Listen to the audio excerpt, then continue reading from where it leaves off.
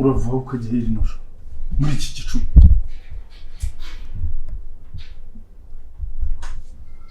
Vanessa ndi kubaza. Nari mvuye ku gituro cy'umwana wanjye.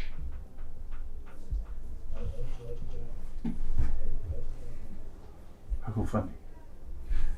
Ubu wabuze imbaraga zo kujya gushyingura umwana. Nunsiga wirukanka ku gituro nijoro iki gicuku. Umuntu wakubona uvuye ku gituro cyamwahurira yavuga ngo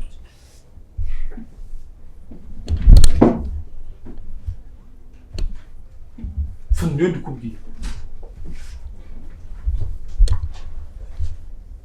Nk'umuntu mwahura tuvuge mugahurira nkaho ngaho nko kwirinda.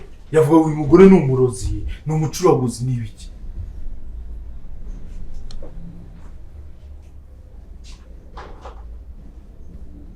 Vanessa utambwiye ngo umenye ibyibuze n'ahantu. Ariko ntabwo ari uko nanjye byirengagije. Okay, ndabyumva. Ako se nkura kuko ukomeza ukora ibintu bibi.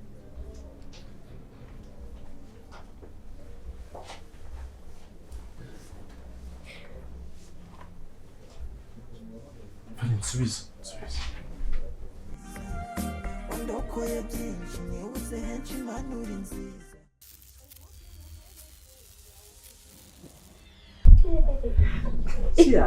Ariko bamana usubiriza igihe pe akifatira. Ese murabizi yuko Fana ubu ngubu nta kintu kimwe yishingikirijeho na kimwe nisubije ibyanjye. Murabizi neza yuko Fana yanesheje umutwe kuva ku itangirira ryose muzi akaba uyu munsi yahombye. Nageraga nzi ko byagenda kuriya pe. Mama reka nkubwire kaka. Yewe ngubu ahantu nicaye ndi gutekereza ukuntu ari kurira, ndi gutekereza ukuntu yari yishingikirije inda, ndi gutekereza ukuntu umugabo we bicanye ari kwigira gutya yigira gutya. Mama nigeze kuza kureba Victor ahantu batuye. Fani yaransuzuguye ko kundi umva ko ntabwo adusha imbaraga. Ariko nyine wubaha bitewe n'umuntu bari kumwe. Nubashye Victor ndamwihorera. Sinshobora kwibagirwa iyo image. Ariko nanjye ndi kwifuza kubona Fani ngiye nawe tukarebana gutya nkamubwira ati sava. Yagushira ngo sanga papa. Ako mira Karame. cha uyu munsi. Cheers my love. Reka Evan wanyemeje ikamaze nsomeho. Cheers mami. Mwongeye ko twicaranye. Surari. Mungu wagize nk'ikintu kikubaho uri mu nzira. Ugize nk'ikibazo runaka, ugize nk'ibyago runaka cyangwa impanuka ninde wundi wabimenya.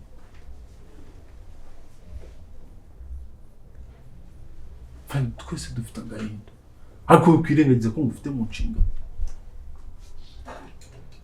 Ubu nk'umuntu wakubona cyangwa wakumva ngo ugiriye ibyago muri ziriya nzira. Umugabo wawe ndaho ngaho uryamye mu buriri. Yavuga ko ndi mugabo nyabaki.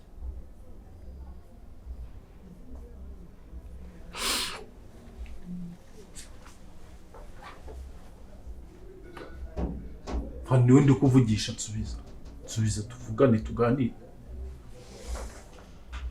Ndarwa ntambi gutya igitondo ndi buzindukire mu kazi. Kuko ndabuze amahoro.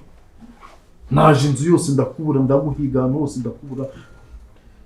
Telefone yawe niriho sindi kugufatisha. Nisura rya ngo Fani ngiye nkora iki nk'umugabo wawe. Kambwira hasi n'icyo.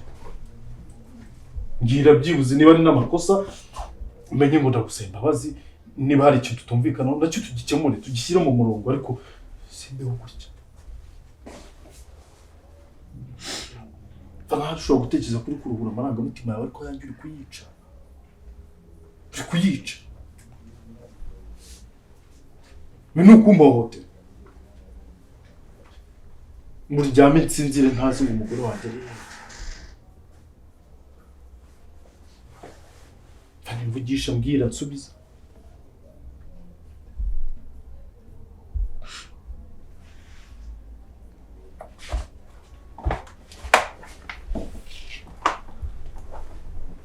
Mira my sister Yeah. wanyeretse kuri intwari waranyemeje ndavuga nticyokora mira kuko azi icyo ashaka kuko umunsi mubwira ngo nyoherezaho amafaranga dukore diro ntunahumbye kabiri ntunabitekerezeho kabiri ugahita uyohereza bro hariya nibwo wahise unyemeza urukundo ukunda Victor. ndamukunda bambwiye ngo Victor aka kanya ngo aratsitaye amafaranga yose mfite kuri konti nayohereza.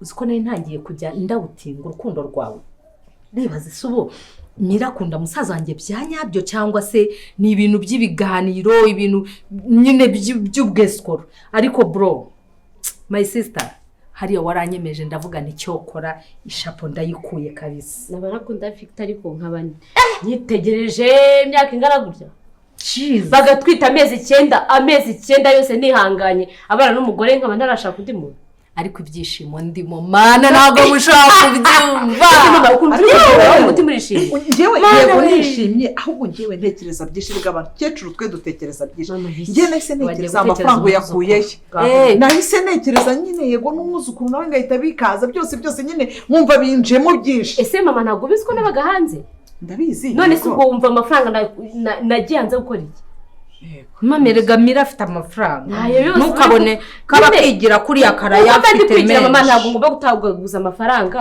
kuko ejo nzakenera ibintu runaka ejo mu buzima buranahinduka rero ngomba ku ariko ikintu cy'ingenzi mama arwaye nakishyura buri kimwe cyose ufite ikibazo ntacyo ntakora mani reka wumve ikindi buriya rutsindira nibutse ukuntu twicaye hariya maze aratwirukana twagiye ku kiriyo we twagiye iwabo aranyirukana kuko mwagiye uzi ko yanutse akanambwira harya ngo niba nishinze niba ningo nimba ndamabye yavuze ngo kira yanutse ikintu kibi ndashaka rero kubona akomeza kurira akomeza kurira ngo ibintu byose ndi kuvuga no gusa nta kintu na kimwe mvuze gifite agaciro ku buryo wanansubiza n'ijambo rimwe.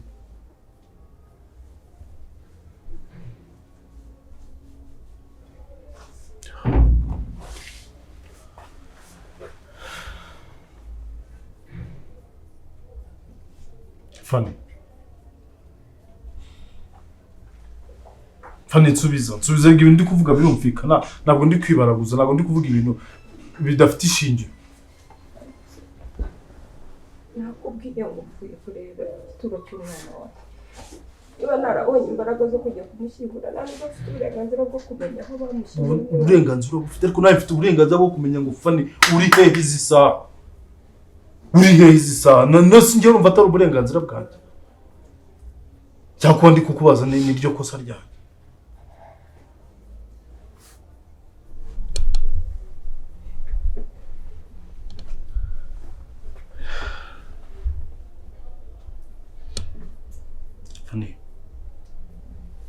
mu byo ukora byose mu byo ugerageza ndabizi urababaye nkuko nanjye mbabaye twese turababaye ariko wirinde kugira ngo twese nyuma yo kubabara nyuma y'ibitubabaza natwe tutaza kubabazanya.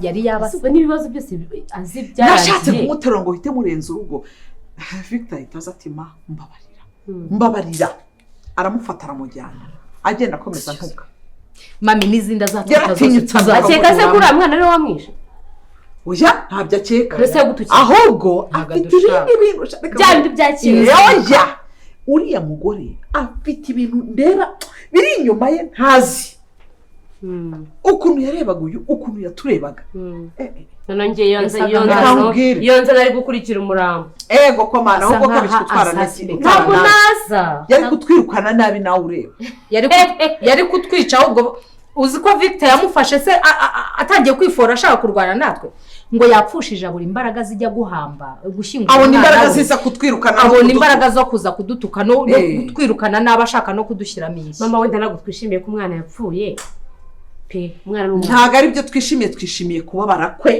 kubabara kwe turabyishimiye ariko nanone mwibuke yuko nta ruhare twagize twe nta ruhare tubifitemo ibyo bintu bazi ko nta binaruke nta ruhare nta ruke dufite sheri nanjye ariko ndimo na wese nanjye nta ruhare mbifite mwana ibaze kuri uwo mwana uko nta ruhare dufitemo mu gupfa nta ruhare tubifitemo habe na gato gusa hari icyo njye ntekereza ikizi mama uriya mugore arashaje yandebye gutya ahita antera ubwoba nicyo utekereje ni kuri wowe oya nabimenye ubu ko agiye kumbwira ikintu okay reka tubire ikintu ngiye kubwira ko mbese simbizi hari ikintu numva gutekereza utakoze neza atakoze neza nyumvira mama aratangiye kandi umwana atahari wenda nk'inkurikizi yabyo ntayihari wenda mujye muyitekereza kuri wowe usanga wowe barakubonye okay reka twishime kuri ubu n'umuzimu nugaruka nzawica niba ari wowe mutinya kuzabatera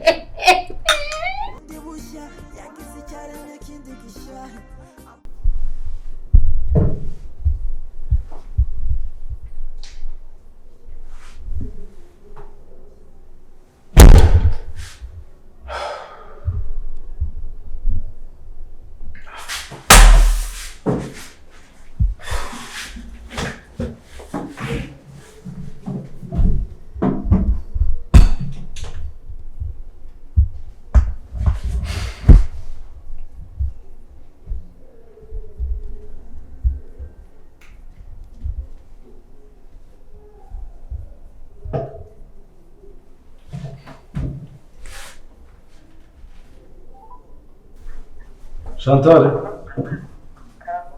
bite byawe ese ko mba numva ubora mu tuntu twinshi uri mu biki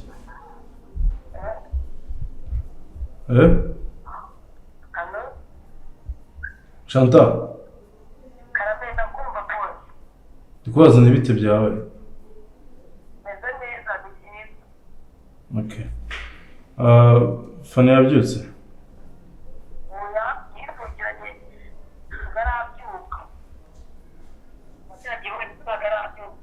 yifungiranye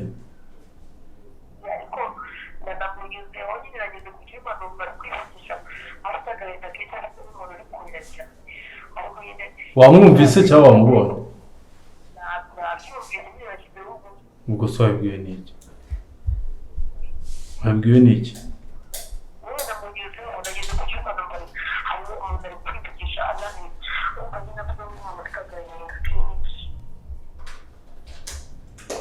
nta nubwo yigeze aza kurya ibya mu gitondo ntabwo yigeze arya ibya mu gitondo mwana wabibonye rero wabonye ukuntu mbese kwihangana bitera kunesha yewe ubu nanjye ndishimye ubu ndimo ndatekereza byinshi nshobora gukora nindamuka mvuye muri ibi bigeragezo byose yewe ntabwo nabona ikintu nakubwira rero kuri icyo ngicyo ureba ukuntu twihanganye tukaba tubona bigiye kugera ku ndunduro ndakwinginze numva wakomeza ukatwihanganira gatoya noneho umwana wanjye yambwiye ko arimo arashakisha uburyo bw'uko yanshakira ahantu naba nkabona ahantu nagura inzu wenda yoroheje ariko nanjye nkaguha amahoro mama amahoro gusa iryo jambo siri bukoresheje okay nawe mbese nkakureka ukisanzura mama ndisanzuye meze neza ahubwo ikibazo cyari gihari mama ntabwo nashoboye ibintu byose ngenda impamvu wabonaga biriya byabaye nashakaga ngo umukore dufashanye inshingano zo muri uru rugo ni ukubera ko nyine nanjye ntari mbashije kubikora njyenyine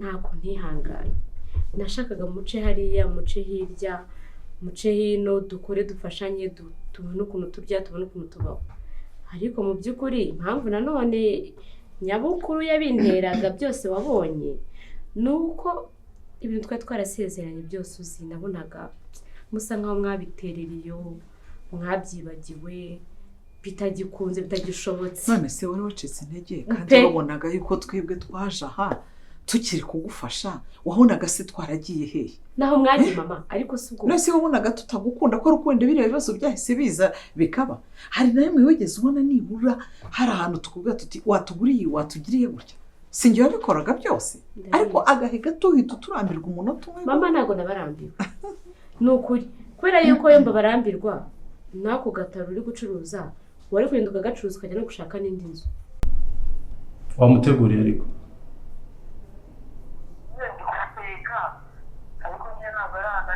nese ari kurya utarateka wowe ni kuri kubiteka ngo ntabwo ararya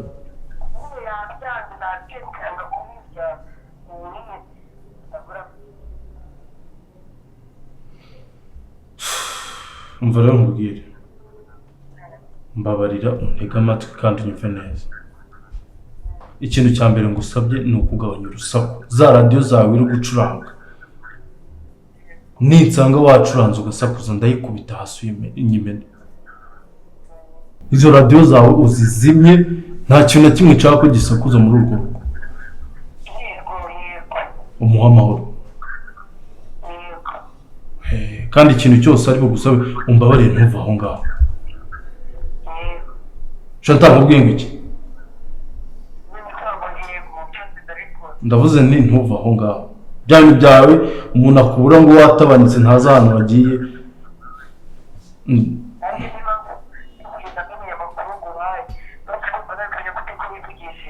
okay. noneho nubona akomeje kuguma mu cyumba yikingiranye nyine atari gusohoka ukabona amasaha arakuze ugenda umukomangire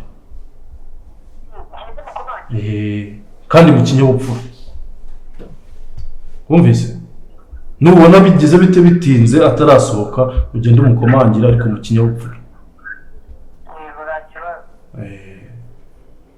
muri make nk'abasuhura niko byitwa kurambirwa abantu nkababwira ati ako gataro mugende mushaka ukuntu mubaho n'inzu muyishyurira ariko sinkibashaka muri urugo ariko ntabwo ngeze mbirukana kera rero nkubwo impamvu yabinteye nuko nabonaga ibyo nashakaga ntabwo bigiciyemo byararangiye nkabona nta kintu na kimwe tunagipfana kandi mu by'ukuri mama tutirengagije ntabaye ndyarya nta kintu na kimwe dupfana ko ngomba kuba umukazana wanyu si icyo se rero mu gihe umukwe cyangwa umugabo wanjye ariko nawe ntukazajya ufasha umuntu ari ukuvuga ngo nuko mufite icyo mupfana gusa ushobora no gufasha umuntu ureba yuko nta n'ikintu witeze imana yonyine akaba ari yizagwa kuko imana iranakubwira ngo kora neza ushobora kuzayisanga imbere kimwe nuko utayisanga imbere abana be bakazayisanga imbere sibyo mama rero ibyo nkeka ko ari iby'abantu bakuru njyewe nta rubyaro ndagira nta mugabo ntaki ibyo ntabwo nabitekereza ndacyari mutoya wenda n'ikosa nakoze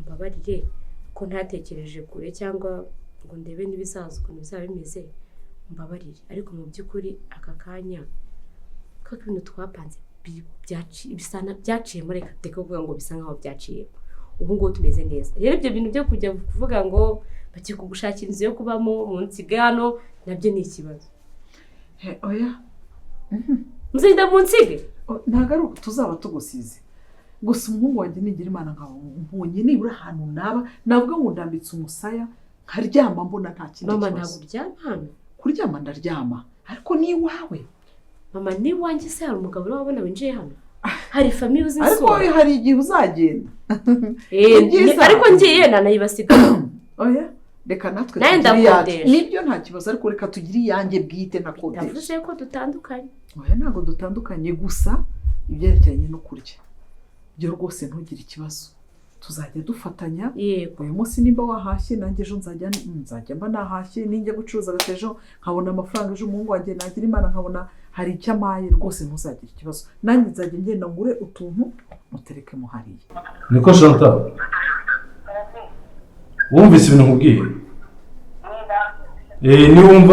nubona amasaha akuze atarimo gukingura atarasohoka ataraza gufata ikintu na kimwe wowe ubwawe ugenda umukomangire buhoro witonze umubaze ikintu wamufasha niba hari ikintu akeneye nyine umuvugishe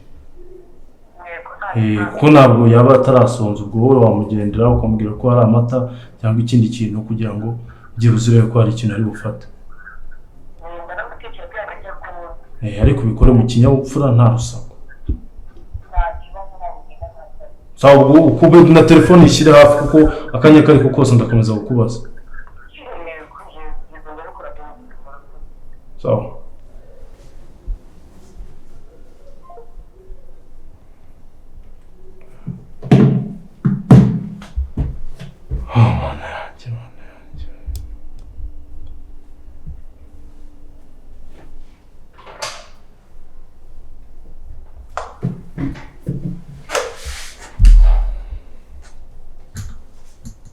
ariko ningira Uwiteka Imana yo mu ijuru nkabona afite ahantu numva ntawe uvuga ngo dore raje aratwishyuje, bizaba ari ibintu byiza cyane. Kandi nanone uwampemukiye wese azabyicuza ku maguru yanjye aharirira. Cyiza se ko ntabwo ndimo bakuhemukiye, wenda nicyo cyiza gihari. Ndakwishimiye, nishimiye iterambere ryawe. Mungu wawe nabigenda neza akagusha cyane no kuba nuko nta kibazo nzajya mbasura nanjye mu nsure cyane ko nari best friend wanjye tutatandukana gutyo. Usajya umurarira nijoro rimwe nanjye ndamurarira irindi. Njyewe ntugire ikibazo pe. Ikibazo gusa nukuvuga ngo naho nashyize utwenda twanjye ntushyira aha nkumva yuko nta kibazo gishobora kuzavukamo. Mama byitureke kubitinda. Icy'ingenzi twisubije ibyacu. Ubwo ni ibyanjye. Nisubije ibyanjye biri gucamo ibintu byose twapanze bimeze neza. Gusa nawe ntuzatubere umukazana mubi. Mama, umukazana mubi mbana umukazana mubi. Ku buryo niyo nawe umukazana mubi namara nkafata. Nyine ntuzamere nkafane. Nawe sibyo? Ntabwo bishoboka. Nzi icyo nshaka, nzi uwo nshaka, naramukunze, naramwihanganiye. Kuba numva ko afite undi mugore, nashatse n'undi mugabo cyangwa undi boyfriend. Sawa urakoze cyane. Ndumva nazi nshaka kuringiza nyamara sinsunde.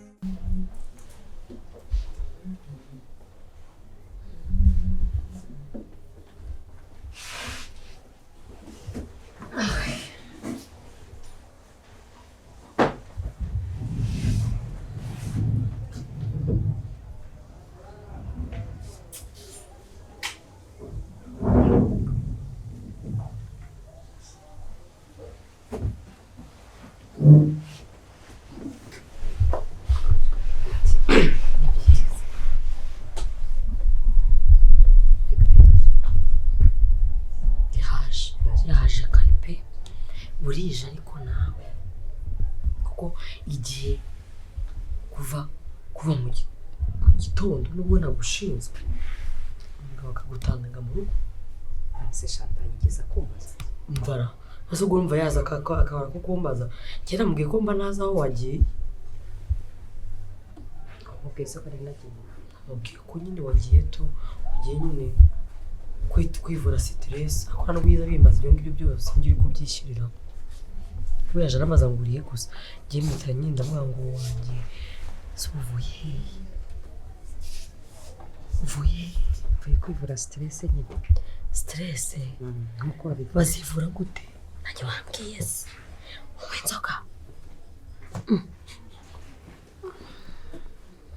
ndetse umuntu avurwa stress ariko yanyweye inzoga ngewe nizo nanywa da none sofuye kabari abanye ndi mugabo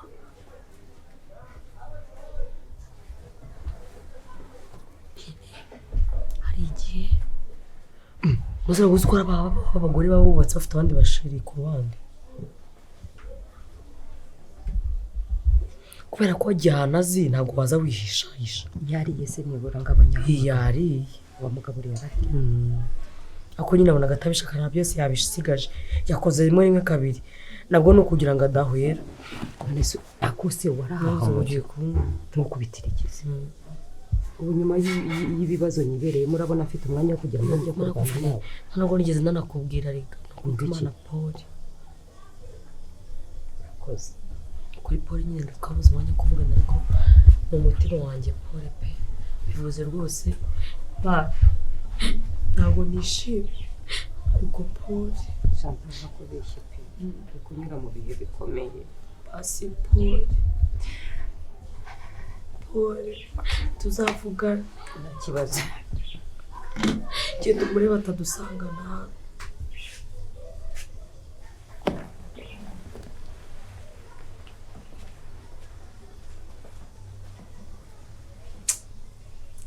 ariko Fani Imana yanjye uri umubyeyi nawe ahura n'ibigeragezo arapfushije ntuwagira ngo nyuma yo gupfisha bajya gupfisha nk'abantu ngo bakaba nk'abarindwi cyangwa abanisha nta n'umwe ukivugana n'undi niba umuntu wavuye hehe uranya bagoye na zero aziyica umunsi umwe agapfa arasubira.